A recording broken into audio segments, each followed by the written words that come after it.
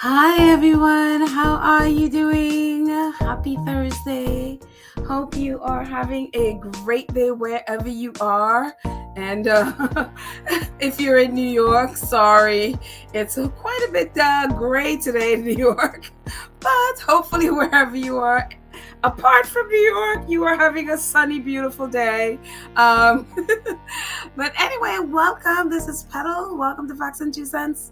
As you know, we are a channel that's supposed to Duke and Duchess of Sussex, Harry, Meghan, Archie, Baby Lily, Mama Doria, Pula Guy, the chickens, Mia, all of us here at Sussex Squad. Welcome, guys.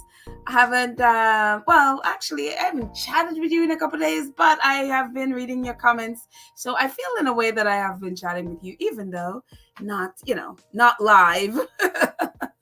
But how are you guys doing? I know this is one of those impromptu things that I was like, I wasn't sure that I'd be able to do it at this time, and then it's just like, you know what, let's just do it.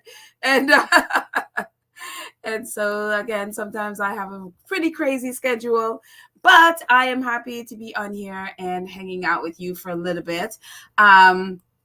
I know Baron is going to come up at like around 2:00, I think it is. So, some of you who need to jump over to Baron, totally fine. Jump over there when he comes on, and the replay would always be here. You can come jump back on here after if you want to. So, anyways, welcome, guys. See, like a few of my friends are in the chat. And again, impromptu. I see Annie and Connie. I see Annie, Connie, Joyce, Emerald. Dolores is here. Wendy is here. Mad World. Hey, Cookies and Cream is here, our awesome moderator. Hello, Cookies and Cream, and Margaret and Kenita. I got Connie already. Connie, I got you twice. And Mara and Wendy and McCoy Lady and Patricia. Hi, guys. Patricia Nixon is here, and Patricia Stockley is here. Hello. Awesome other moderator Karen M is here. Hi everybody. Mia is here, and Black Queen. Guys, welcome. Rosa, Ladybird, Christine. Hi Christine. Hello, Annie. Tiger Cub is here. Hi Tiger Cub, how are you? I think I said Ladybird already. Fancy is here. Hi, Fancy. Welcome everybody. Oh, Robert is here hanging out with us from Rome. It's 9:15 and the wine bar is open, sending over some of my favorite Martinellis, of course. Thank you, Robert. Thank you for my Martinelli spreads. Enjoy it for me. Angela and Ann. Hi guys. Welcome. Mary H is here. And Rosa is here, Sonia, Auntie Jane is here. Welcome, everybody, and all our other friends who are going to join us, and I will get to them in a bit as we go on. But welcome, guys. I hope, everybody is coming down from an Archetypes high or, low, or however you felt about Archetypes. We're all coming down from it a bit, and then we're like, okay, what's going to be next week? So yeah, I know this past episode was quite a bit emotional. I know it was for me because some of that stuff is like, oh my gosh, I related so much because of my personal experience, dealing with doctors and thinking I'm, make me feel like I was crazy, and I wasn't, and I'm not. Well, maybe a little bit crazy, but but yeah, so it's been a fantastic time. Just really, it's so funny. Today I heard and not to compare, and they were trying to not compare, but apparently those in Shutter Island also did a I guess a podcast, a BBC podcast or something, where they were talking also too about mental health. And so I was hearing one of those, she's not a squatty, but she's supposed to the Sussexes, and she posts about them, but she posts about all of the royals really. And so she posted a podcast, I think some royal something podcast. I don't remember the name, but it's like a royal something. But they cover the royal family, and they are Americans, actually, 2 American girls, but they're very much into the royals. And so they were talking about what the others did on that day, their podcast with the BBC. And one of the things, she's like, I really don't want to compare, but how Meghan gets so deep into it, and that just didn't compare, because I think what her thing was, it was just surface, and you really don't know their journey, their mental health journey, other than those pat things they talk about, that everybody has mental health challenges, but she just felt like it wasn't deep, and it was just sort of surface. And she was even saying, like, I'm trying not to compare, but it's hard not to compare because Meghan's is so deep, and it gets, again, Meghan had 45 minutes, or which I really hope it's longer for the other ones. I'm like, I'm not ready to go away yet. I'm not ready to let you go yet. But it's just very interesting. And I'm so happy that Meghan is going deep with these podcasts, because people are seeing the difference. They're seeing what's surface, and they're seeing the depth of where and the openness, the vulnerability of Archetypes. So I am just it's great. I mean, the and again, I don't really listen to it. Like, it's royal something. I posted in the show notes, not the show notes, I'm sorry, our community page. I have to go back and find it. I don't remember the name of the podcast that she posted. And yeah, it's just funny how she's like, I'm trying not to compare. But it's hard, But before we even get to Archetypes, I saw this. I thought this was so cool. In the UK right now is Black History Month in the UK right now. And so kids all over the UK, I guess different schools, are doing their Black History Month, thing. And so it's really, it's really, really cool. And so I ran into this, and I saw this post for you know what, let me take off my little banner, so actually I can see it at the top. Aspen Orchid Primary A, so it's like a primary school in the UK, and this is their Black History Month. And so I guess every day they're doing a person of the day. And so a couple of days ago, their person of the day was Meghan. I was like, oh, this is so cute. And these are some of the kids who are a part of the school, not necessarily this class, but these are some of the kids at the bottom on your left who are part of the school. And I just thought it was so cool. It says, our Black History Month's influential person we have looked at today is Meghan Markle. We learned how she worked, how much work she does for different charities in London at 18 Pastoral at Orchid Primary A. Black History Month, hashtag Black History Month 2022. And on the right, it says, Black History Month, influential person of the day, Meghan Markle. Meghan, the Duchess of Sussex. Not only has she made history as the first Black person to marry into the royal family, she has also done incredible things with charities in London, like her work with Grenfell Cookbook, National Theatre, and SmartWorks. I don't know how much work she did with National Theatre. She wasn't with them for long, and then then they left and tried to make it work, and it didn't quite work, and they had to, she gave that back. But it's fantastic that they, that was their day. And you saw the picture on the right with the Grenfell, the ladies at Grenfell. And so I just thought it was wonderful. I was like, oh, little babies are learning about Meghan.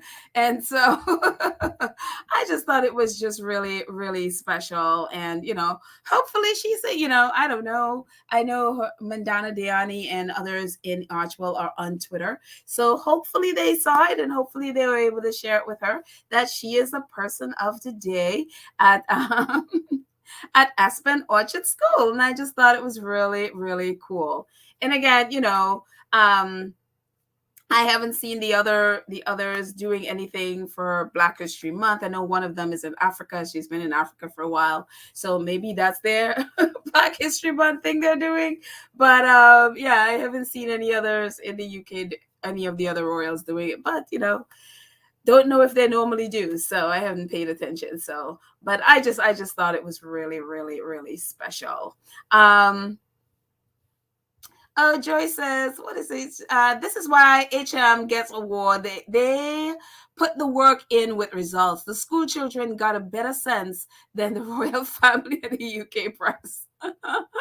Well, the UK press and the royal family don't have any sense, so they have no sense at all. So we know that part.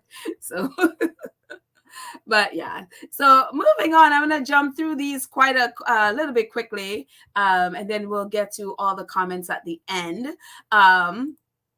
And then obviously, we're coming down, and I know we've all been. I posted in the in our community page just Meghan reading Breathe. Like, I can't get over that Breathe poem. It's just, there's so much commentary about this thing on Twitter, and so cool for what's her, I forgot her name now, who wrote the poem, but it's so good for her to get all. I mean, the poem is amazing. And so I posted on our community page the poem, and also another link of Meghan reading the poem. It's just like, oh, it's everything. So I am just, so hopefully you guys have got, if you haven't checked, if you don't have, if you don't have it or whatever, just check our community page and you will see, just the link of her reading the poem there. So cool. Also, I love, people's response. Again, just a couple more response about, people watching it. But on the left is Jenny Slade. Actually, Jenny was one of the people in the podcast. She was one of the people, and she was talking about, hysteria and the womb and stuff. And so that's her. So she was on there. So that was her Instagram stories, I think. She had that on the right. And then in the middle, for Project Ving, which is the project with the teens giving away thousands to people who are having right now financial insecurity. So Marshall Plan for Moms, this is an organization that Meghan supports and Archwell supports, and so they were also lauding the project. Says, great opportunity. Archwell Foundation has partnered with Ving Project, a national giving movement to spread the joy of giving by inviting young people to become philanthropists of their own. And so I love that. And also just a regular person, just she talked about on the right, after listening to Princess Meghan's amazing podcast about mental health, I decided to revisit Prince Harry's The Me You Can See. They both produced such amazing and informative content, and that's what you want. I mean, that's what you want, right? Just how listening to the podcast just sends you right back to go back to The Me You Can See. I see a lot of people have been talking again about The Me You Can See, and it just sort of it's like two different projects, but it's basically one and the same in the sense of the depth and the human experience. And I love that but from listening to that podcast, it sends her right there to really be able to, and actually, again, I've seen quite a few people talk about going back and watching, especially for World Mental Health Day a couple of days ago, going back and watching The Me You Can See. Again, it's heavy. If you haven't seen it, it's very heavy. You might want to watch it in parts, because after a while it's like, wow. So like I watched it in parts. So and so yeah, it's amazing Oprah and Harry and all the rest of the producing directors did such an amazing job on The Me You Can See. It is unreal. And I'm so, like she was saying, Harry and Meghan, their work is so deep and amazing. And so kudos. The Me You Can See is still there. I love it. And more comments on Harry and Meghan. Dr. Tedros, who is the Director General of the World Health Organization, who we remember Harry and Meghan were with when they were at the UN the last time they were here. Not the last time, the time before, when during the Global Citizens, they had the forum at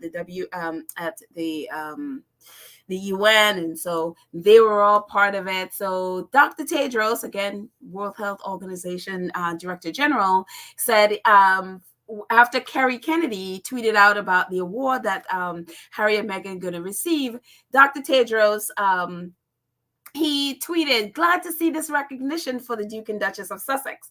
WHO is grateful not only for their work on mental health, but also for their advocacy for vaccine equity during COVID-19 pandemic. Hashtag health for all means all." And so I was just so happy to see that. It's like, yeah, Dr. Tedros. And I could never say the last name, but we just say Dr. Tedros. So it's just so fantastic to see so many people lauding their work. And again, I will be forever grateful with all the stuff that they went through the UK, that they are on the other side, and people are seeing and appreciating the incredible work that they're doing. CamFed even tweeted about it, and we know CamFed. CamFed said, "Delighted to see the Duke and Duchess of Sussex's work and commitment to social justice and social impact recognized in this way. Congratulations from our sisterhood of change leaders across Africa on this Day of the Girl." So they've tweeted that out yesterday from Angie. And they at Angie. Angie's also leader at CamFed. So I love that. I love how they're partners, and people in such high positions and important positions doing incredible things in the world are also lifting up Harry and Meghan, recognizing their work, and just like kudos to them. So I just, no wonder Shutter Island is jealous. No wonder they're jealous.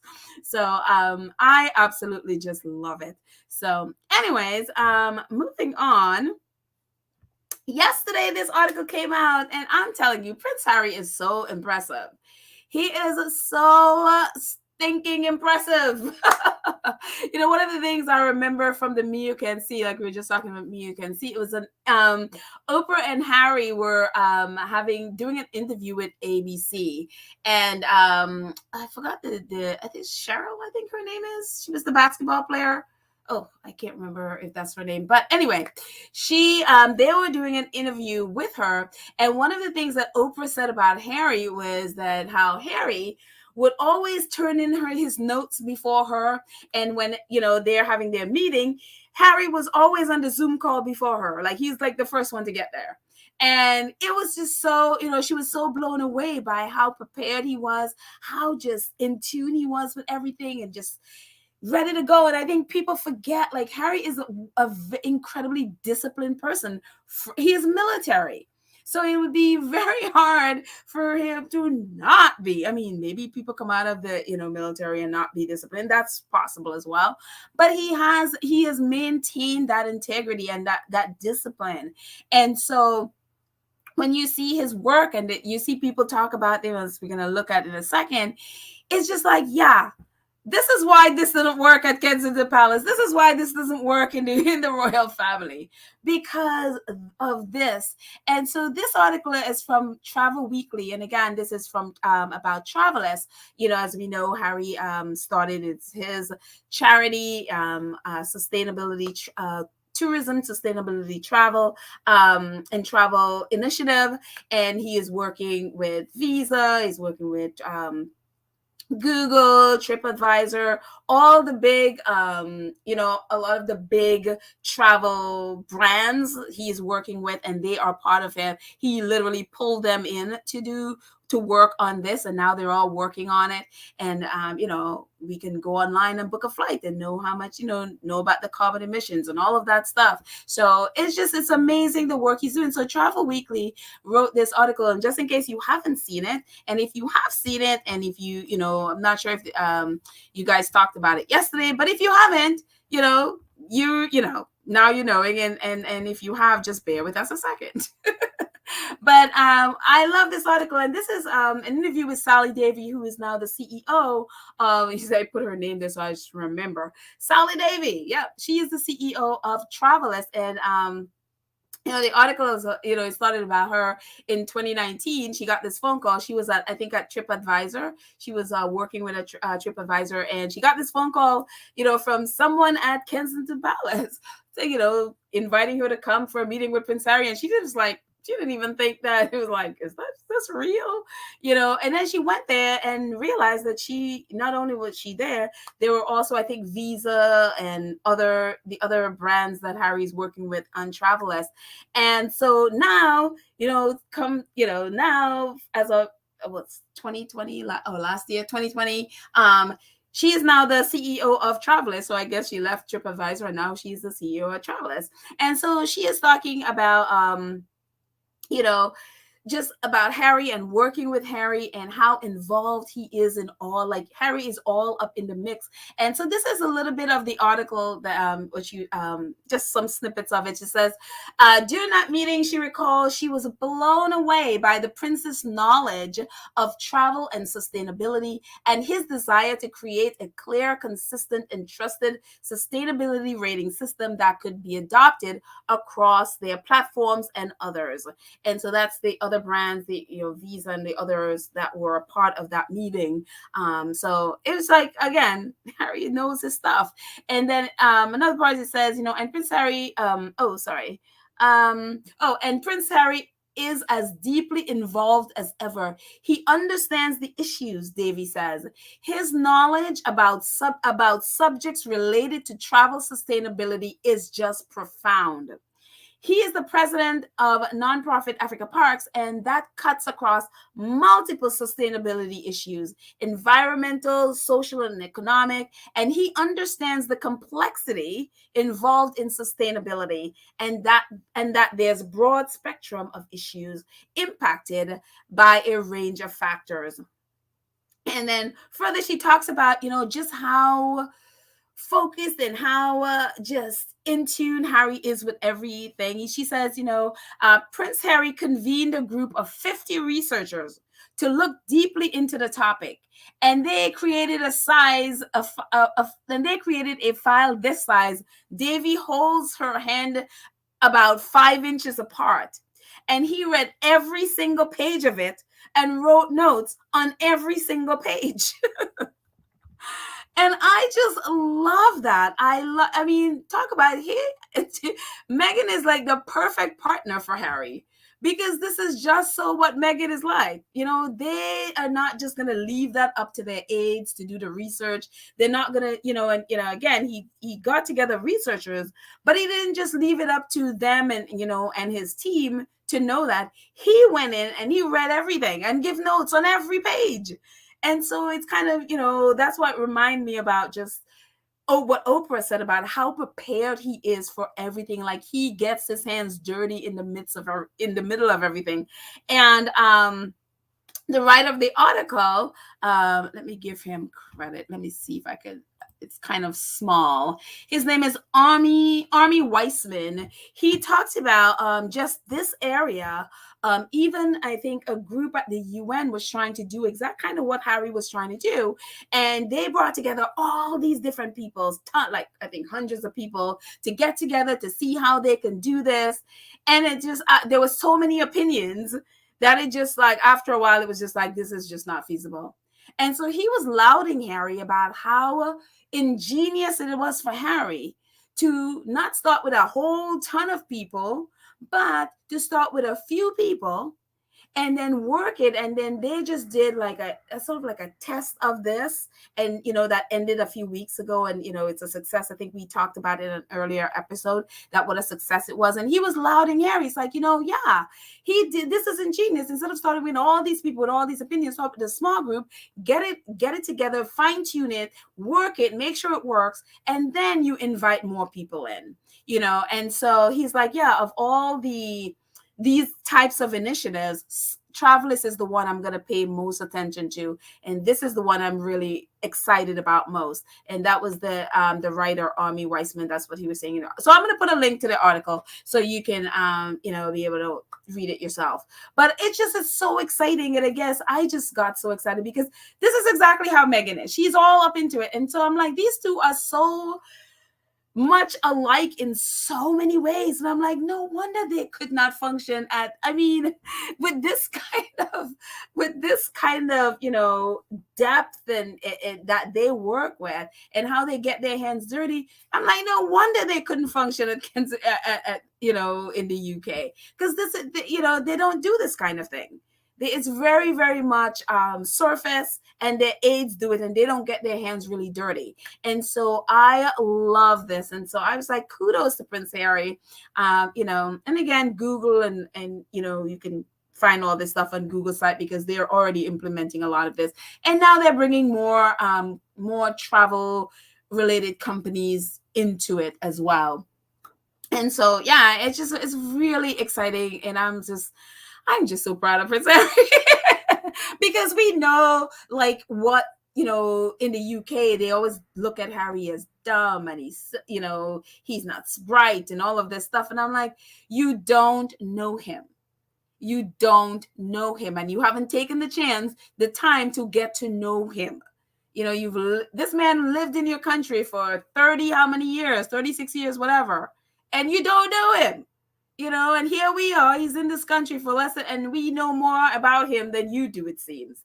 And it's just, again, whatever, they went through hardship, but for such a time as this, that they could leave and grow and do the things they want to do. I'm just so proud of the both of them.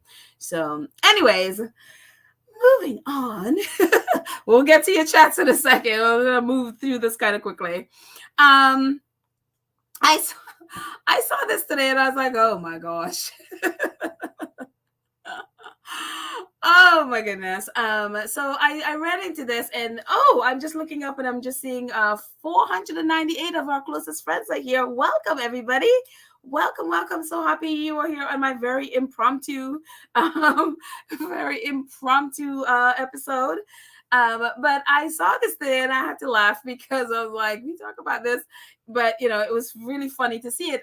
Victoria on Twitter posted this today. She's like, Princess Margaret's morning routine is something I aspire to. And I guess she's probably reading a book or something about Princess Margaret. And Princess Margaret was the late Queen's sister. She died 20 years or so before the Queen did. But anyway, this is Princess Margaret's routine. 9 a.m. She has breakfast in bed, followed by 2 hours in bed listening to the radio, reading the newspaper, which is invariably left scattered on the floor, and chain smoking. At 11 a.m., she gets into her bath, run by her lady's maid. At noon, an hour into the bath is followed by hair and makeup at her dressing table. Then she puts on clean clothes, I would hope. As one would imagine, as a princess, she never wore any of her clothes more than once without having them cleaned. At 12:30 p.m., she appears downstairs for a vodka pick-me-up. At 1 p.m., she joins the Queen Mother for a 4-course lunch served in an informal manner from silver dishes with half a bottle of wine per person, plus fruits and half a dozen of different varieties of native and continental cheeses. So this is a morning in the life of Princess Margaret. I was like, oh boy, the life of leisure of a princess. And so Carolyn Fiennes, she is a researcher. And so she subtweeted this. And so she says, and we'll get to her research in a second. Carolyn Fiennes says, I've often said a fundamental problem with the British royal family is that there is nothing material for a non-monarch to do. Hence, Prince Andrew busied himself as he did. Prince Harry saw the problem and quit. And this kind of thing. And she goes on to say, from giving evidence, which is the research that she did, she said, from giving evidence, read the court circular daily listing of all the activities of each royal for an entire year for our analysis of their charitable activities. It was clear that some royals chose to do a lot and some choose to do little. Their system tolerates idleness. And then next tweet, she says, here it transpires that Kate hadn't visited one of her patronies charity for 9 years. And at the time when it happened, it was 8, but now, given evidence analysis of charity patronages of the UK royals is here. It found no evidence that royal patronages help.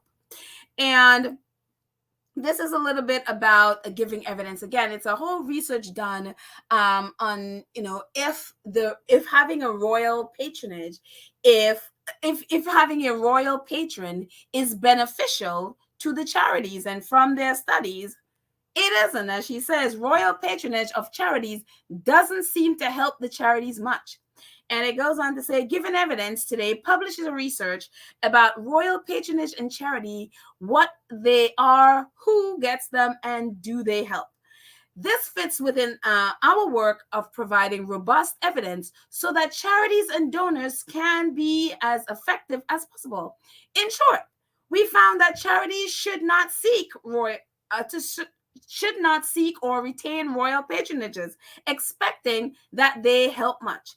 74% of charities with royal patrons did not get any public engagement with them last year.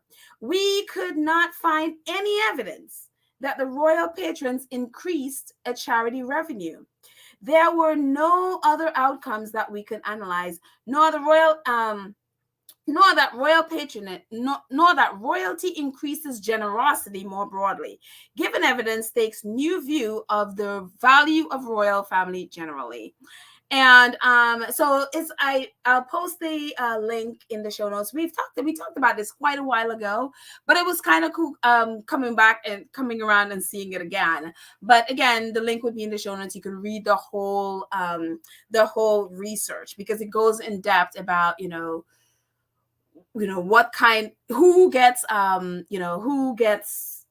who the royals will support. Most of who they will support is just really, really huge charities that's like, have 30 times the amount of, say, revenue, whatever, as, say, a regular mom and pop charity. And usually, as I'll read at the top, let's just go in and I'll read at the top. Let's just get rid of this little... Yeah, let's just get rid of that. Yep. And so that I can read it properly. It says, the patronage which UK registers charities are diverse, but they are concentrated in environments and animals and culture and sports, relatively uncontroversial issues. The sectors with the fewest royal patronages are housing, employment, social services, and religion. They are disproportionately large. Their revenue is on average nearly 30 times larger than the average UK charity, and they are disproportionately in London, the southeast and southwest of England, where the royals' main residences are. More deprived regions seem underrepresented. So if there's a home in this area, you're more likely to see some, a royal family, supporting a charity in that area. Especially, London, the majority of them are in London, and very few outside of there. And again, wherever their homes are, that's where they'll support. They don't really travel much outside of where their homes are. And one of the things she was talking about in the tweet earlier about Kate, and we remember, I don't know if you remember this, in 2020, she was doing a Zoom call with the Action on Addiction charity, and she was given this charity in 2012, and she went there in 2012. And according, as you can see here, Kate caught in an embarrassing situation during a Zoom call, because she was like, it's been a long time since I've seen you. And the gentleman in the middle, as the picture on the far right, the gentleman in the middle said, yeah, the last time you were here was in 2012. When they were having this conversation, it was 2020, as you can see there. 8 years had passed. Kate had never gone back and visited this charity. And so that's why, she was saying that Look, the royal family, they have a system that just tolerates this kind of laziness, this tolerates this kind of idleness. The fact that you have a charity from 2012 and 8 years later, you never visited them. You visited them the first year that you got it once and never went back. And so it's just, it is just amazing to me, as we see them, the last few days, they've been out and about running around, going to their charities and stuff. I'm like, okay, I mean, they're out there doing stuff, wanting people to know that they're doing stuff, but again, how much of that is benefiting the charity? Because when they go to these charities, you have to think of the security, you have to think of, the people have to spend money to basically get the place ready for them. And there's all kind of rigmarole. And a lot of times the charity, I mean, yes, they get for a day, the press would feature them because they want to talk about, their royals' clothes and all of that stuff. But the charity itself doesn't get much. They don't get much out of it, other than to say, oh, we had a royal come. Their revenue doesn't increase because of it, unless they do what Harry and Meghan do, get hands-on, do fundraising, like Meghan did with the cookbook and all, with SmartWorks and with the Smart Set and, all of these things. That's how Harry is in there with fundraising and their Well Child Awards and the fundraising. And he is right in there with them. Not many royals do that. They would mostly do it for initiatives that they create. They would most likely do that. But for someone else's charity that they are just a patron of, there's not a whole lot of that. And so that's why the charities don't get a lot of benefit from having royal patrons. And that's what she's saying. People really need to consider if that's what they want. They want to continue having royals as patrons. Yes, it looks good in the book to say that, but you're not getting a whole lot out of it. So anyways, that was just kind of interesting. Again, going back to royal patronages and just seeing how, it's not just a visit for Harry and Meghan. It's just they get all up in things. And that's why they have so much success and so much people are just wanting to continue to allow them because of the work that they do. So anyways, moving on from that, we all know, we know this couple of days ago, this came out that on King Archie Day, petty King Charles deciding that he's going to have it. I mean, this man had 364 days, apart from Lily and Archie's birthday, to do a coronation. But of course, he picks King, cloud chasing off of a baby's birthday, for whatever reason. I mean, I will, Harry, so now the thing is going to be up until May 6th. Will they, won't they? Will they, won't they? We're going to be inundated with the will they, won't they articles.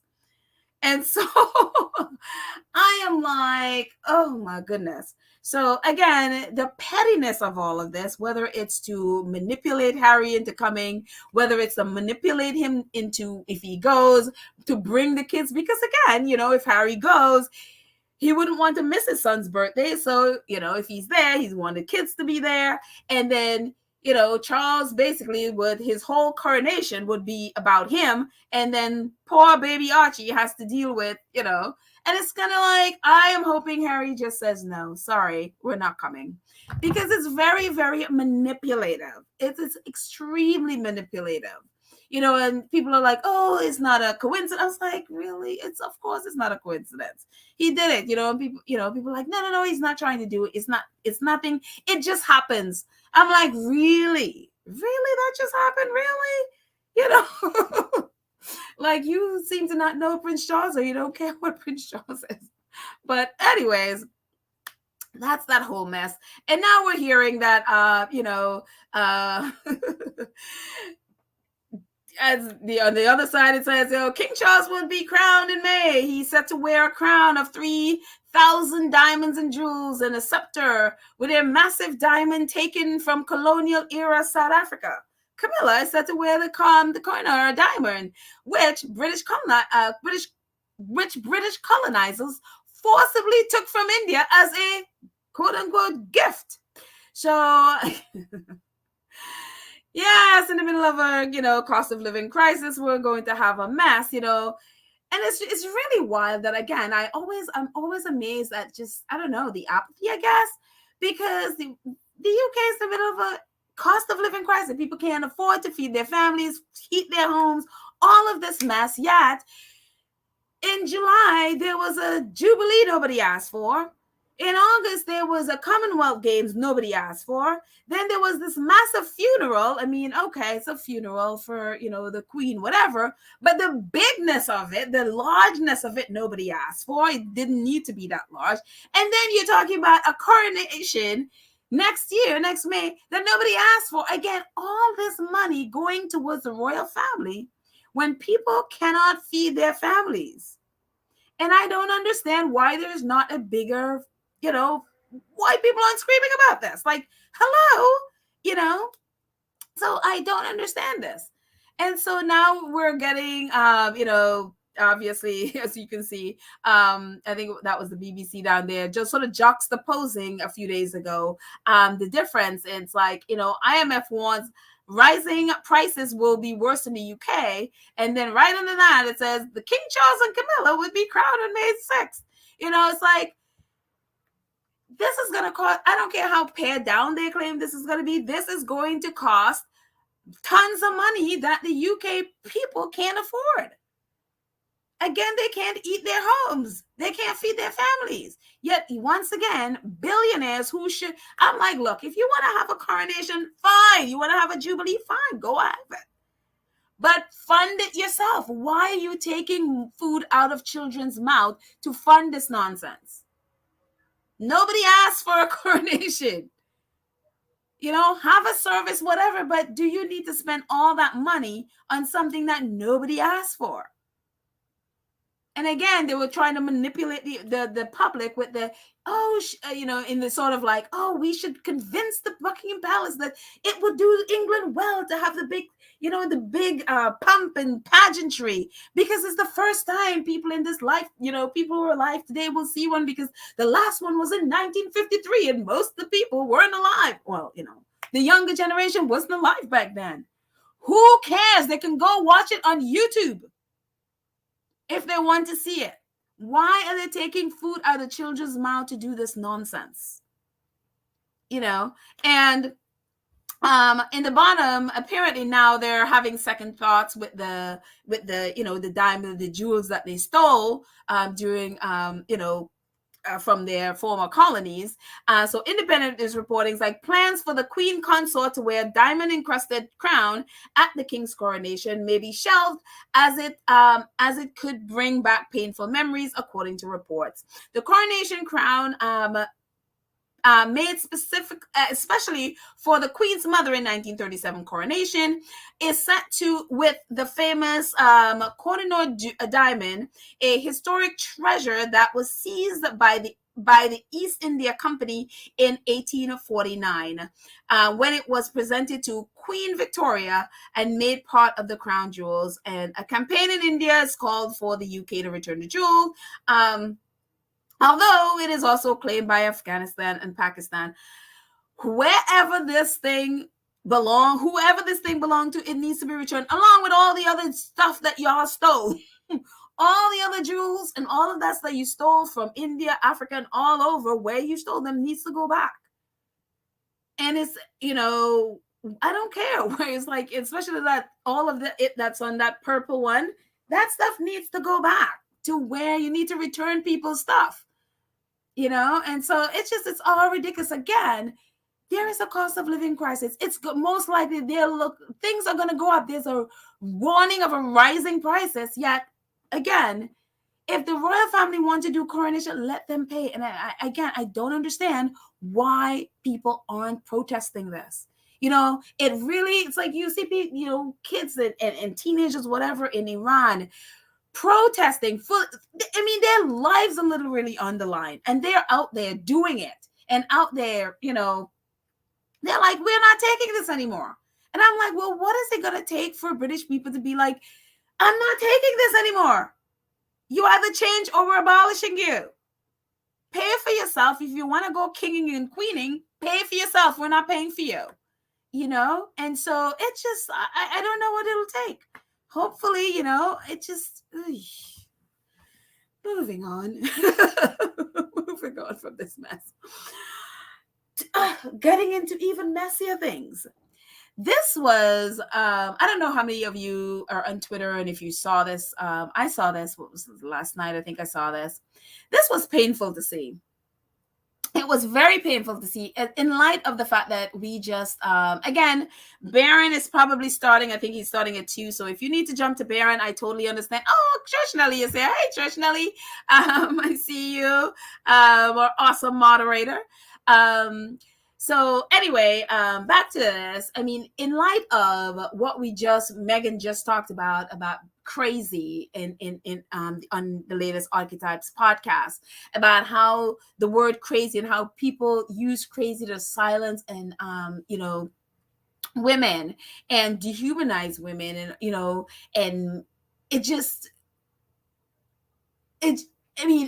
it caused so much damage when you label people in this way. So we just come from the emotions of that and then run into this article. And again, I saw it and I haven't been able to find like which outlet is from it. It seems like something from way back in, I guess, the 80s or whatever.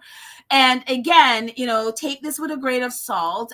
This is an article from Camilla Parker Bowles' brother-in-law.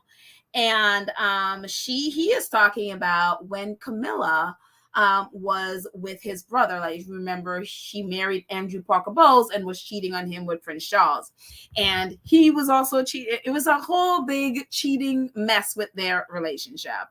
And so Lily ERCEG posted this, and I had never seen it before. And it was just really hard to read this. And I guess in light of what Meghan just talked about.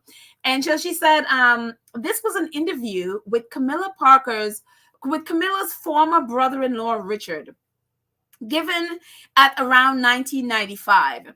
He did not mince his words about his former sister-in-law. This was not the only interview he gave. He gave Sledging C. Later on, after his family had put pressure on him, he apologized for saying those things. So, but this is what he said in the interview. And so again, I don't know the outlet, but the difference between this and other people, for example, a source from these latest book is, this is his own words. So it's not like we hearing it from a source, but this is what he says, whether, he was just angry when he said it, whatever. But again, she said that he apologized, but this is what he says. He says, Camilla Parker Bowles plotted to remain the Prince of Wales's lover while encouraging him to marry Diana, according to claims made by a close relative of Parker Bowles in the Mail on Sunday. Again, so he did the original article in the Mail on Sunday. I just don't know which outlet is writing about it. She thought the young Lady Di would be easy to manipulate and would be no threat to her own place as Charles's heart, claimed Camilla's former brother-in-law, Richard Parker Bowles. He described her as a steel fist in a velvet glove, who privately ridiculed Diana as batty and rode roughshod over other people's emotions. Mr. Parker Bowles told the newspaper, knowing all the players in the drama, the prince, Diana and Camilla, it is the Diana I feel most sorry for. The fact is that if Camilla had been a child on the beach, she would have knocked other children's sandcastles down. She is a wrecker of hearts. She doesn't like to see other people happy. Mr. Parker Bowles goes on to describe how Camilla often talked about Diana in the cruelest personal terms.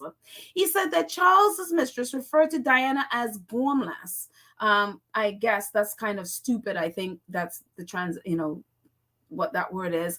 Though Diana thought Diana was bonkers, and on occasion told the brother-in-law told her brother-in-law, "Have you heard she's gone absolutely batty," which is crazy.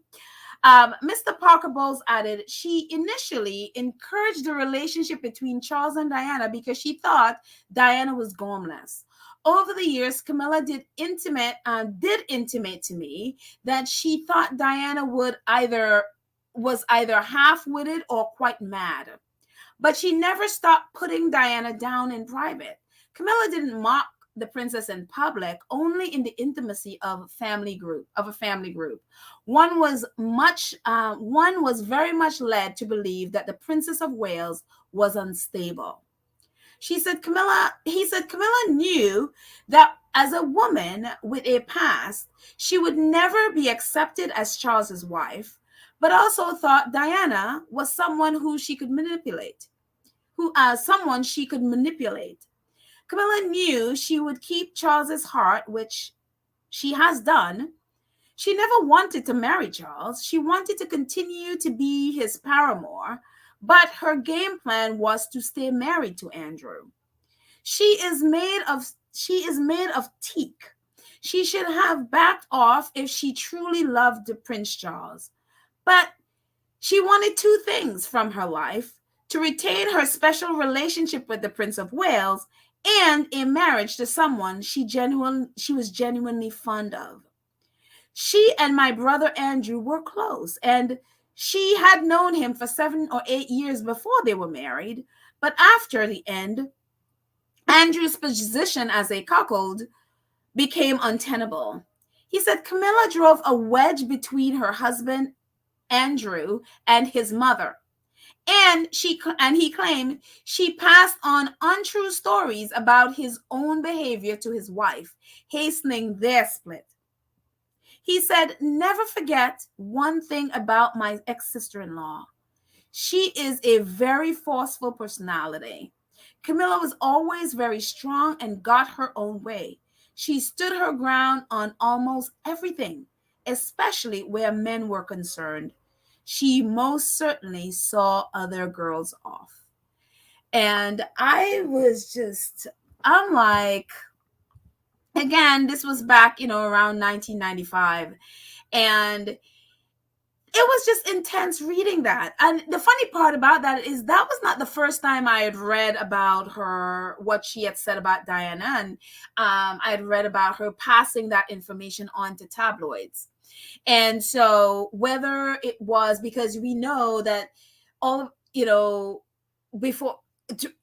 basically much of Princess Diana's life, while being married to Prince Charles, and especially coming to and after their marriage, that was the thing that stuck. That Princess Diana was unstable, that she was crazy, that all of these things. There was this narrative that to this day, even Prince William, with the BBC, called his mother paranoid. And this label has stuck. So whether it's, again, if this article is true and if the brother was absolutely correct, again, with a grain of salt when you read the stuff from the UK. But again, it's not the first time I was hearing, but to hear it like this, and again, after we just talked about, crazy and just how damaging it is, it really broke my heart to read this. And just to see, like, Princess Diana stood no chance. She did not stand a chance in this situation, and this was 1995, around 1995. And, he is like, Camilla always gets away. She gets her man. She gets what she wants. And he was so true.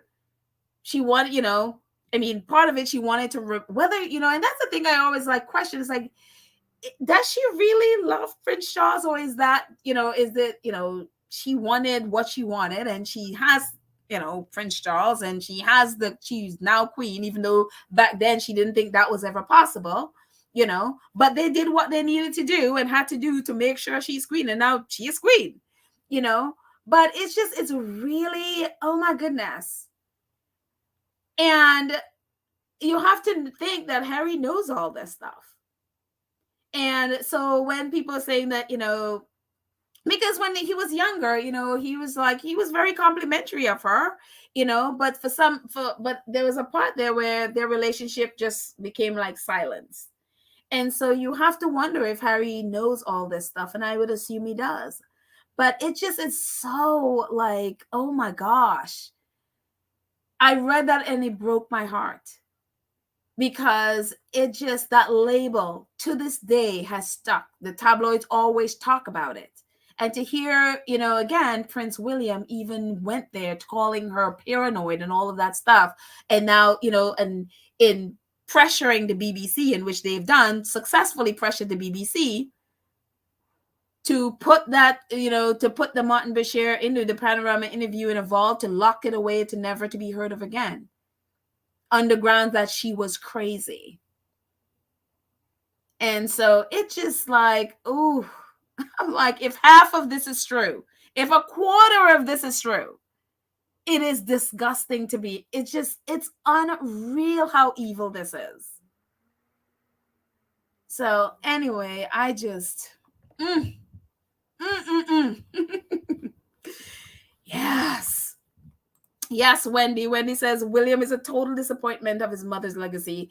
Thank God for our Harry. And I'm telling you, what an I mean, I would always say that's the only thing that that has ever shocked me, that coming out of the royal family, is what Prince William did. I did not and I'm very rarely ever shocked by things. That shocked me. So anyway, moving on quickly. Scobie wrote an article yesterday, and all about the article was about Prince Harry's new lawsuit that he's teamed up with Elton John and Elton John's husband and a group of other people to sue the Daily Mail. And so Scobie's article was about that. He talked about, Harry knows very well that, the Daily Mail, they're going to escalate the abuse against him and his family. He knows very well, and he's prepared to fight it through the end, even if he has to take the stand. So he is very clear on what happened, and he is ready to fight. And so a little bit of snippets from that quickly from that article. It says, news of Harry's filing would have provided uncomfortable reading for King Charles, who recently hired a former Daily Mail and Mail on Sunday editor of 25 years to head up his media team, despite having no public relations experience. And what I understand and what they've been reporting from that hire is that was specifically Camilla's doing. She wanted and she advocated for him to get that job, and he was hired. But the prince's latest legal action won't have been a surprise to the palace courtiers. I can recall several moments in the 2010s when aides actively dissuaded Harry from taking on certain British newspapers due to potential blowback that might be felt by other royal family members, including Camilla, now the Queen Consort. I mean, she is all up in this mess. Another snippet, it says, still, it may be too soon to possibly ignore. One of the things he was talking about, this is about the press. If you notice, there's been very little reporting about this lawsuit. Daily Mail put out their thing like, oh no, it's lies. We didn't do anything like that. It's fake and all of this stuff. But after that, nothing. Royal reporters are not talking about it. Talk about light. People are just not talking about it.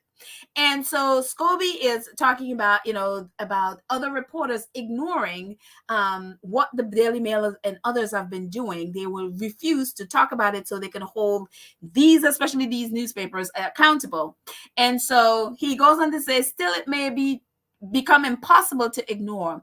While it has long been, he says, while it has long been inaccurately reported that the forthcoming Netflix docuseries and memoir will be the source of attack against the royal family members, the reality of both projects will actually see their harshest aim taken at the British press.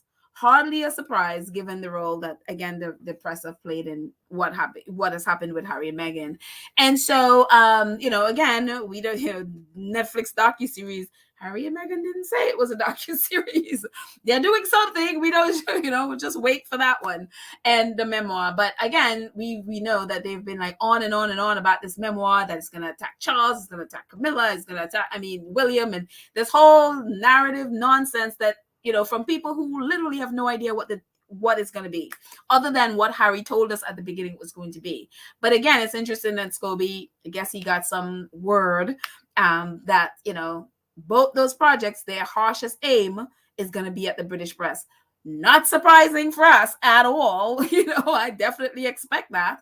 But, the press is going to turn it around to be, it's attacking the royal family, which is very interesting because whenever they go after the press, they usually turn it around to be like, no, they're attacking the royal family. And that shows you that literally the royal family and the press are one and the same, because if you attack them and they say, no, you're attacking the royal family, that just tells you how close the relationship is that they have together. And again, it's interesting. I can't imagine Harry ever having conversation with Prince Charles's team because he'll have to go through their press secretary, and the press secretary is a guy who's been 25 years at the Daily Mail and the Mail on Sunday as an editor. It's like, because anything he says, it's gonna end up in the Daily Mail. And so it just it would be very interesting. I am very much interested to see how this is all going to play out. It's unreal to me. And so moving on, and of course, another team, and I hope this is what is happening here. Another team, 8 other people led by Hugh Grant and David Beckham's father and others are suing Murdoch for some of the same things that Harry is suing the Daily Mail for. And one of the things I love about this is that they're suing them in teams. So I'm telling you, I would love to see them gawker both the Daily Mail and the Sun and put these outlets out of business, put Lord Rothermere and Rupert Murdoch out of business. And I am just, again, 8 people here and 5 or 6 on Harry's team suing the Daily Mail. And it's just like, yep, this is what needs to happen. This is what needs to happen. Group of very wealthy people where money is not an object. They can go through all, because the press doesn't want people to know. They tend to settle out of court. So people don't know to the extent to which their lives are affected on a daily basis by these people listening in their phone calls, and like Harry's thing, his lawsuit, their lawsuit is like putting listening devices in people's homes and cars, paying out, Met Police, and for information, or, some crooked cops, having relationship with crooked investigators. It is a mess what these outlets have been, what they've been able to get away with. So I am so happy that they're suing them in teams, and hopefully they'll be able to put them out of business. They need to be completely gawkered. So I am looking forward to it. That might be it's like, that's terrible. But yes, they have destroyed enough people's lives. So I want them out of business. So anyways, moving on to finishing up with something positive. Actually, you know what? Let's do this. Come down from the royal family mess, and we can just go on something a little more positive. We'll just change the mood a little bit. Come finish up with positive stuff. Yes. Whew. Take a breath.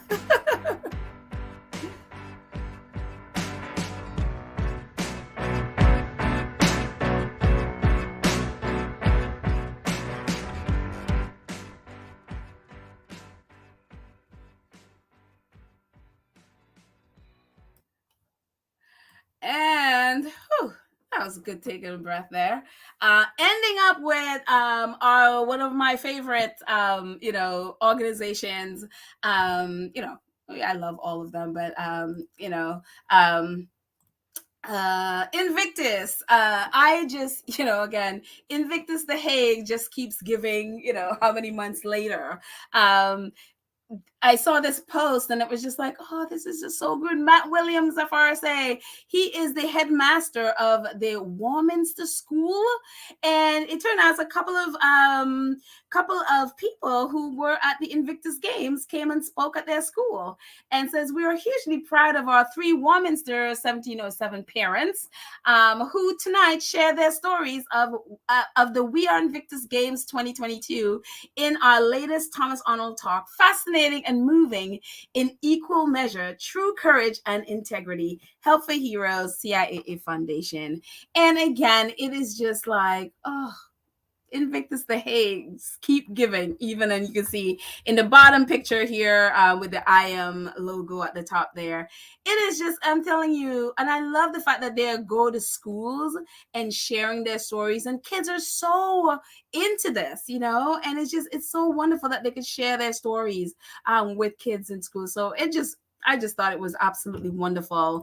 And you know, Invictus Nigeria squaddies, they are doing their thing. Look at this picture on the left. I'm telling you, they're sports, you know, and I just love everything that Invictus stand for, and how it just gives people hope again, and give, you know, what they implement, just give people a second lease in life, and I love it. And so the left picture, and they didn't say what his name is, so I don't know what his name, the gentleman hitting the golf ball, the golf, swinging the golf club, says practice made perfect, but we are not looking for perfect. It is wonderful to see Nigerian WRS discover a new sporting passion and take a step in their recovery journey. And I'm telling you, wounded and injured servicemen, it's awesome to see how they are growing, changing, and getting the help they need. And on the right says, we are winning, we have won. It's incredible to see the Invictus spirit being fostered in Nigeria during their first endeavor. And that's our Nigerian flag there. So it's really cool. I think David Weissman was in Nigeria. I think I saw a picture of him. I don't know if it was this time or the last time, but I think I saw a picture of him there, or at least with the vets in Nigeria. So, but it's just so cool to see them taking advantage of all that Invictus has to offer. So I'm just like, yes, Invictus! Ending with our awesome, Harry's awesome charity.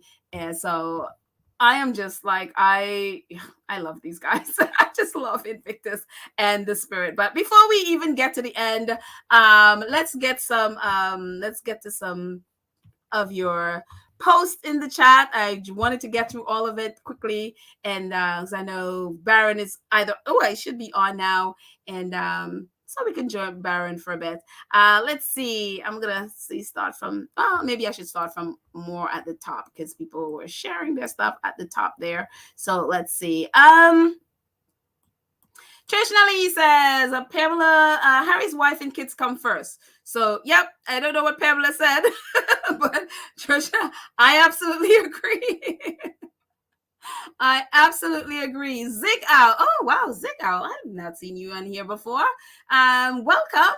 Zig Owl says, wonders never cease. Where did get dug up from? The internet is amazing. I'm assuming you're talking about the Camilla thing, where it got dug up from.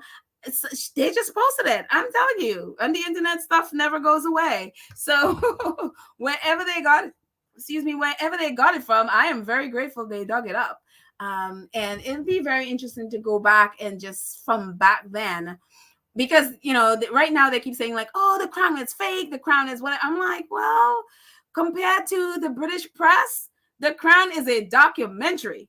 The Crown is absolutely true compared to what the nonsense that's written in the British press. As Harry says he is much more comfortable with what is on the Crown than in the British press. So, there you go. Let's see. All the Impossible says the Sussex should put out a statement, or if invited, since we are no longer working royals, we will not be attending this ceremony. Simply. I absolutely agree, because remember that invite them to that state thing and not invite them because they're not working royals. I would respond in kind. Sorry, we're not working, so thank you, but we will not be there. So since they're not working royals, they'll watch it on TV. I am so here with you on that or the impossible. Let's see. Wendy says next year, 2023, when asked how much the royals cost lifestyle in 2022, it will not be released. If any, watered down cost report may be given.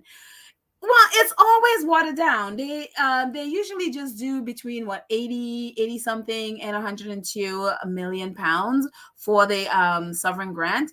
But it's actually what the Republic Group and others who including the researcher that I was just talking about, who did the research for the charities, they also put the total around more like 345 million pounds as to what the sovereign grant actually is, because we know the sovereign grant, as they put it out, does not include security costs and may not include other stuff as well, but they put the total more at around 345 million pounds. So it's already watered down.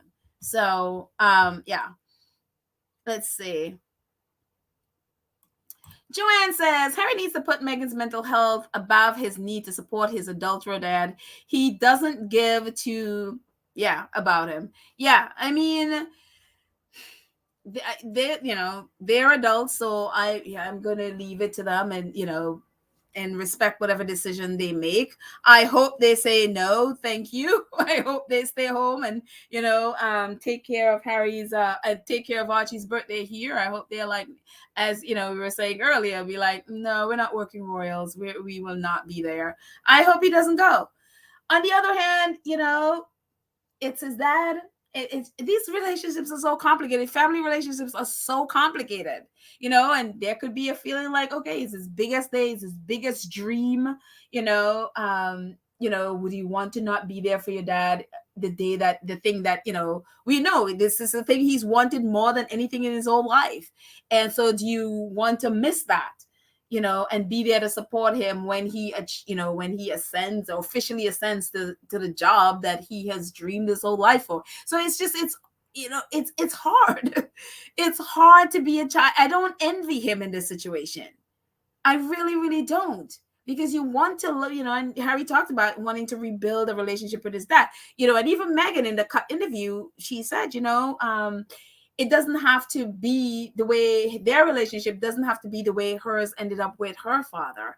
And so there's also that, so it's, oh man, it is hard. And on the other hand, Charles is manipulating, people talking about, those pictures that he has with Harry and Meghan, that was on his, I guess, little tables or whatever yesterday and stuff. I'm like, yeah, it's manipulation. That's like a bomb he just gave to the press so they can attack Harry. See, the loving father has his son's wedding pictures. See, he loves his son. That dastardly Harry not going, you know what I mean? So it's a weapon he just gave to the press to hit. So and it's just like, family is so complicated.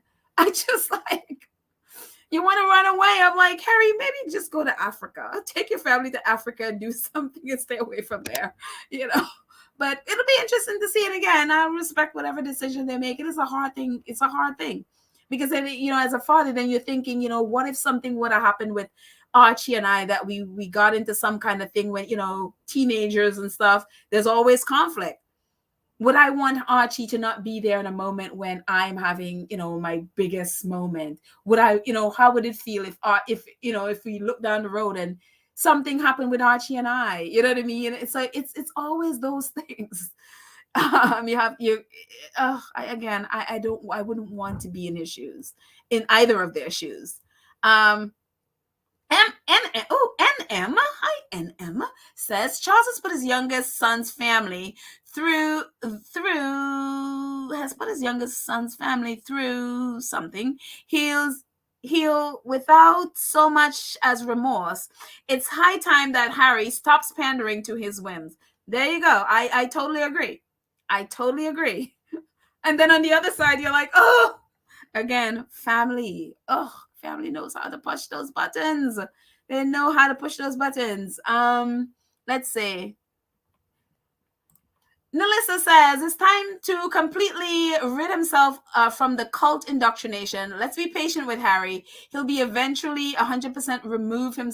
He will eventually 100% remove himself from the British royal family. Yeah, and it'll take time. You know, if that's the direction he goes, it'll take time because again, that's been his whole life for what 36 years, whatever it was until Meghan got married. That's a lot, and with all that legacy and history and all of that stuff, and then it's like you feel like you owe it to a whole country, so it'll be I'm telling you, I wouldn't want to be them. It is hard. Let's see.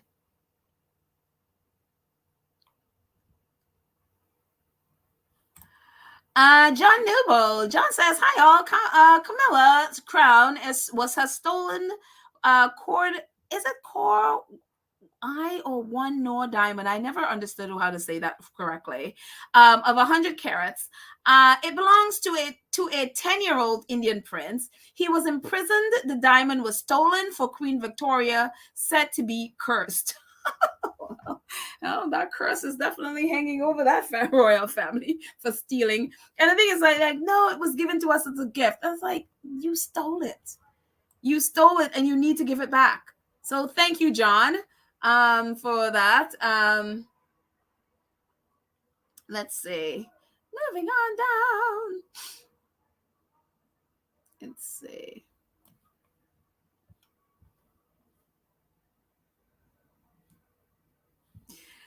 Wendy says, Camilla and Kate have similar conniving traits, ambition for that throne. Yeah, both definitely. Oh, there's that picture. Man, there was that picture at the funeral of Kate staring at the crown. That was very like, oh my goodness. Maybe it kind of looked like either she was just sitting there coveting it like crazy or just giving it the evil eye. I don't know, one or two. But it's just a very intense photo of her staring at that crown. It's like, wow. Let's see. Jessica. Hi, Jessica. Jessica says, I can guarantee you that Camilla is also behind the torture of Meghan too. I mean, her relationship with the tabloids, especially the Daily Mail, is legendary. I mean, it's, it again goes back, since Princess Diana days. And it just, would I be shocked? No. Again, her close relationship to the Daily Mail, why the Daily Mail is destroying her daughter-in-law and her son-in-law. And again, she was the one that really seriously pushed for their new press secretary who had no previous experience as a press secretary. She's the one that pushed for him and got him hired, from the Daily Mail. He was a former editor of the Daily Mail and Mail on Sunday. Mail on Sundays, who violated Meghan's privacy, and she sued them and won. And Harry is now, sued. I mean, how many times has he sued the Daily Mail, right? Yet, look at how close she is with them. Not just her, Prince Charles as well. We remember Prince Charles writing articles for the Daily Mail, specifically for the Daily Mail. And so they both are in bed with the Daily Mail and other Rupert Murdoch press as well. But, it's unreal. Donna Shekel. Hi, Donna. Donna says that's why the old royal biographer and Charles Coons are desperately trying to sell the homewrecker to the public.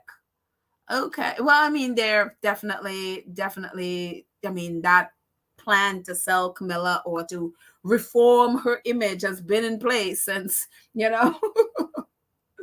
since before they got married. So yeah, it just now is like, let's throw her down your throat and make sure you love her. You must love Queen Camilla. You must love her. Let's see. Moving down, trying to get as many of your comments as possible. Anne Lewis says, KC3, or King Charles III, was also having encounters with other women when he was having his relationship with Camilla. Was one of those women harm herself?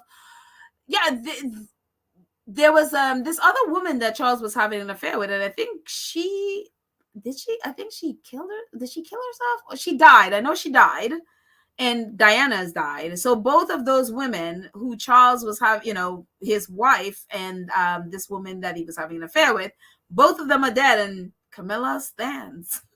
Just like her brother-in-law says, Camilla always saw the other women off. I'm not saying she had anything to do with their deaths, but here she is, still standing. Let's see.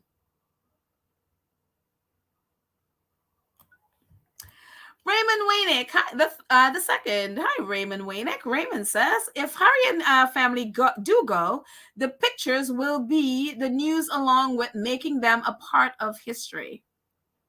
The pictures will be the news along with making them part of history.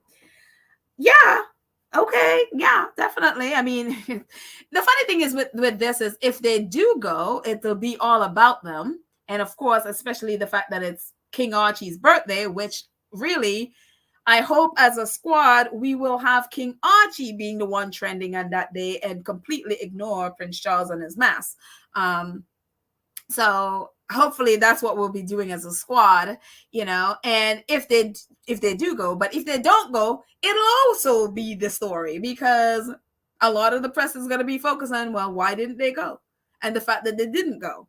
So either way, they're going to be the story. The others are just too boring.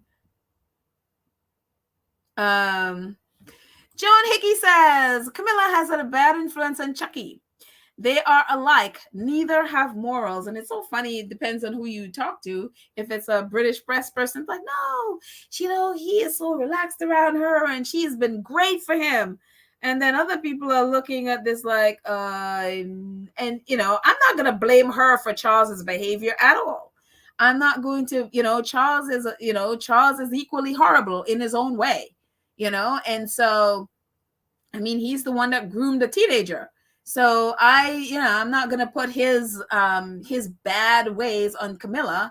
She has her own bad ways and is responsible for her own behavior. So I tend to not, put, blame women for men's bad behavior. Let's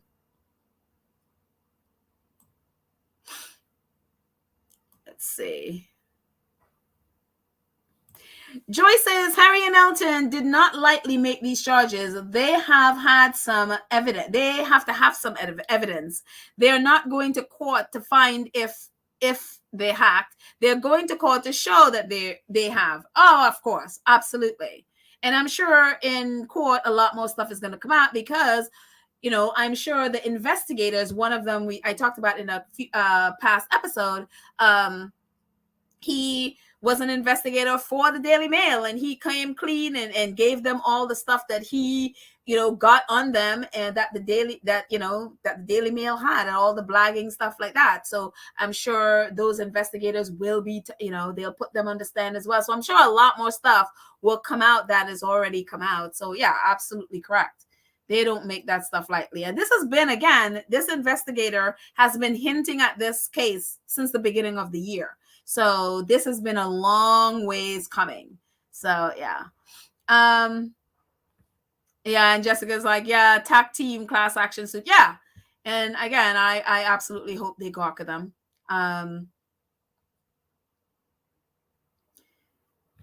Mad World says, Mad World, there we go. I do pedal, I do too, because the lies and harassment must stop. Yeah, I mean, you can't allow, because you can't depend. I mean, Ofcom, they are just clueless and have no value to anybody. They do nothing, so you can't depend on them, or politicians with Leveson Part 2. You can't depend on them to curtail the actions of the press. People have to stand up and sue them, and again, gawk at them. That's what that needs to happen. You got to put them out of business. Let's see. Going down. Tiger Cup says the press, these press people and anyone complicit shouldn't just be sued, but charged for criminal activity. Yeah, well, the thing about, what they are describing is criminal activity. I mean, just for like say the son, when they were the parent company, well, I think before it became the Sunday, it was News of the World. Then there are people that went to jail because they hacked people's phones, and some of their staff went to jail because of it. So these are crimes. These are, not just like I'm suing you for money, but these are crimes. Putting listening devices into people's home. That means you just gotta have somebody break into somebody's home or their car to put a listening device in their car or their home. You know what I mean? And so, and also hacking people's phones and illegally getting their phone bills and stuff like that, and then writing stories claiming a friend said, which is code word for I got this information illegally. When you see those friend things, so yeah, they need to go to jail. Reporters, the people they all need to go to jail. So that's why I'm glad with Harry's lawsuit, because they said they're definitely looking to hold reporters who, some of whom still have high positions at these news agencies, news outlets. They are going to hold them accountable to it as well, which needs to happen, which is why probably a lot of them are shutting up right now and not wanting to talk about it, because they know. And that's probably one of the reasons that they're not talking about it, because they know Harry is onto something, So yeah. Church Nelly is so true. Peace of mind is more important than being part of history, Mabel. Whatever you said, Mabel. But yeah, no, I totally agree. I mean, we remember that picture of what Meghan and Harry looked like at the end of Queen Elizabeth's funeral when they went in that car. It was just like two broken people.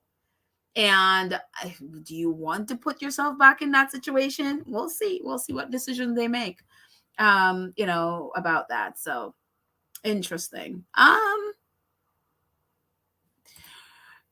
Raymond, back to you. Raymond says, of all the books, articles, talk show hosts, negative media against Harry and Meghan, how many did William and Charles demand to read early? How many did William and Charles demand to read early transcripts? In doubt, I don't know. I don't know. I don't know. I think with a lot of them, what I do, apparently they have not been interested in reading any of them, but I do know with or at least I read that Tom Bauer, the same nasty guy who wrote that nasty book about Meghan, wrote one about Prince Charles. And I think I read that Prince Charles made some, it's like, he spoke out against it, saying a lot of that stuff is not true. So yeah, I don't know about the others, but I did read that Prince Charles, came out against that Tom Bauer book, which apparently that guy seems to be writing all these nasty things about, if he did it to Prince Charles, he did it to what is that labor leader, and a reporter was writing about, sort of reviewing the book, and what he said is exactly what he did with Meghan's book. The reporter was saying so many things in that book was outright lies, twisted, just misinformation. I mean, from that book, it forced him to go back and do the research to find out the truth about it. And he's like, just about everything that he found out, Tom Bauer's book was a lie. He would use part of an information and leave out part that would tell the truth, and he would leave that out part and then twist it into a lie. I mean, it seemed this is his pattern. And so it baffles me that people keep saying that he is this reputable investigative reporter.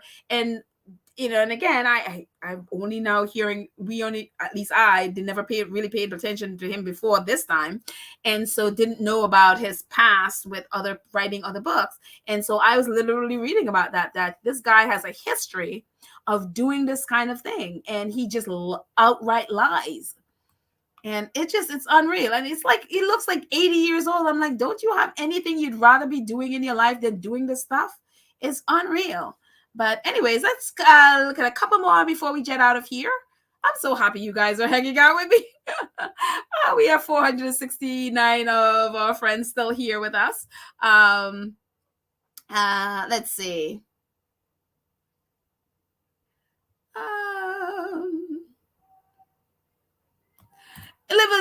Let's Go Near says Meghan should keep her children in America. I agree. I absolutely agree.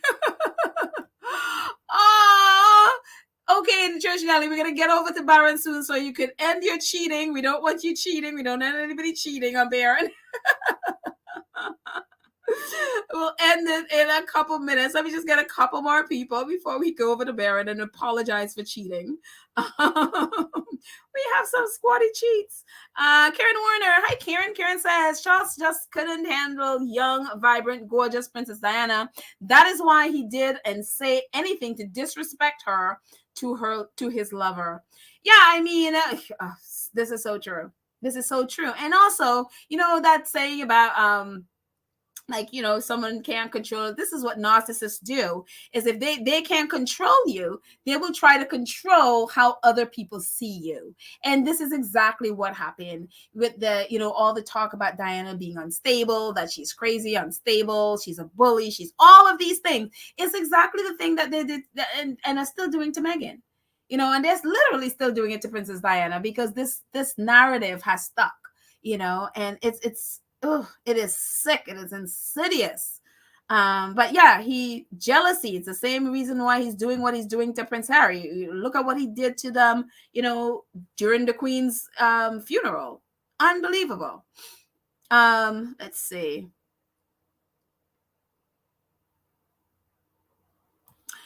Sash says, I'm late to the chat. Oh, that's all right, Sash. The replay is always there.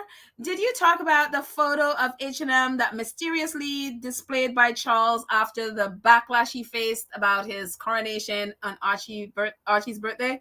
Yes, that photo, I guess, when he was meeting Liz Truss yesterday, and all of these, I think it was 2 photos of Harry and Meghan are displayed on his tables. Yes. And again, we talked about it. It's manipulation. It's giving the press ammunition to hit at Meghan and Harry, especially if they choose to not go. It's like, this is see, your father loves you. He has this picture displayed, and but it's just manipulation. It's just completely manipulation. And again, giving the press ammunition. And, because if Harry and Meghan decide to not go, what they're going to be saying. It's like, oh, they are, they are disappointing their father who loves them, and all this mess. And the nonsense about Harry and Meghan are much loved members of the royal family. Yeah, right. Sure. So yeah. Thank you, Sash. Pamela Melissa Davies says we just have to support whatever decision they make. We may not like their evil mind, but if they want to be there, let's support them either way. And it's so true. Absolutely. I absolutely agree with this. I don't want them to go. Nobody wants them to go. We want them to just be safe and happy and peace of mind in the US. But again, families are complicated. And again, Harry's also the what is he, that counselor of state, so whether Prince Charles choose to change that or not, so he might also feel obligated to go, because as of this moment, he's still the council of state. So if Charles decided to change that and take that away, that might inspire Harry to just not go. Who knows? But whatever decision they make, we will respect. We may not like it and we will protest, but we will respect. Let's see. Going down, get a couple more. Church Nelly says, remember, people, there's a big difference between family and blood relatives. Meghan and his kids are Harry's family. The Unroyals are his blood relatives. They definitely there is a big difference. Yep. But again, it's still hard. Donna Sheckle says, Harry can rebuild his relationship with KC3, but it will not be the same, and it's good that they are oceans apart. One forgives, but never forgets, for fear of walking in the same bath. Yeah. I mean, the thing with forgiveness, that the stuff they do, the goal of it is with forgiving is you want to get to a place where you forget, and not that, like your brain remembers, like, okay, somebody did something wrong, but it's a place where you can be with that person, and whatever they did before doesn't hinder your relationship with them, where you're not feeling animosity because of what they did. So yeah. They can rebuild, but again, some people, you're just better off to love them from a distance because they don't have that boundary. If you allow them over your boundary, they will violate it. And Prince Charles, that's what he seems to be. He's been doing that for his entire life with Harry. So yeah, that might be a situation. It's like, okay, I love you, but from a distance.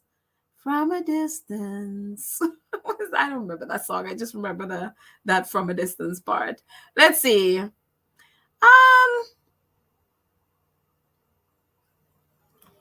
Louis says, a king has a queen, but a queen will have a consort. Okay. Not sure exactly what you mean there, but yeah. Let's see. Lorna says, I don't think Chucky has dreamed of being king. I saw interviews where he hinted he resigned to it as his duty. Okay. But what he did by making May 6th the date, if he has to suffer, so does Harry and Meghan. Oh, God. Oh, okay.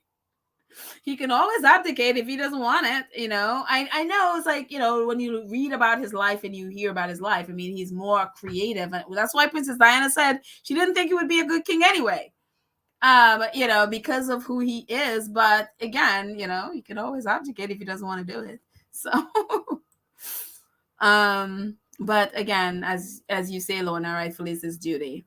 For me, I feel like, it's his duty, but part of me felt like he really wanted it. Just the way how he had been during the funeral. I mean, there were parts of it where obviously, it's sad, it's his mom, but there are parts of it that he kind of looked kind of giddy, like, yeah, I finally got the job.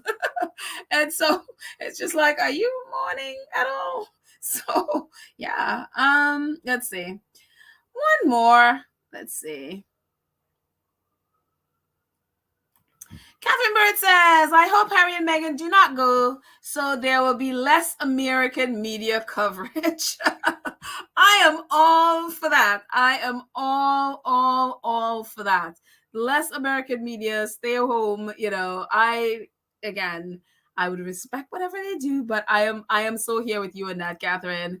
I hope Harry and Meghan stay home and the American media does the same. So that would be really nice. But anyway, guys, that's it. We're just gonna end it there.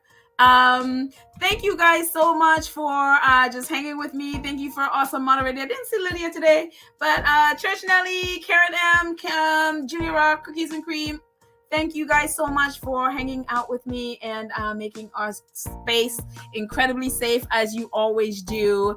Thank you to our 2 Cents crew member. I was going to move myself so you can see that. There you go. And our 2 new members, Mary Daniels and Dulcina Preston, and all of our awesome 2 Cents crew who support the channel monthly. I appreciate your support from the kindness of your heart.